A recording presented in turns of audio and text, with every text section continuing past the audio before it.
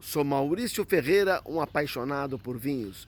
Estou na Argentina, em Mendoza, precisamente no Vale de Maipú, especificamente na propriedade da família Zucardi, próxima à bodega Santa Júlia, onde a família Zucardi produz os seus maravilhosos azeites.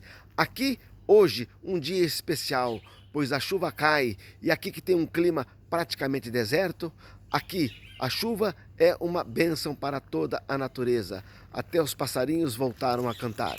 E este é o restaurante Pan e Oliva, próximo à área onde a Zucardi produz os seus deliciosos azeites.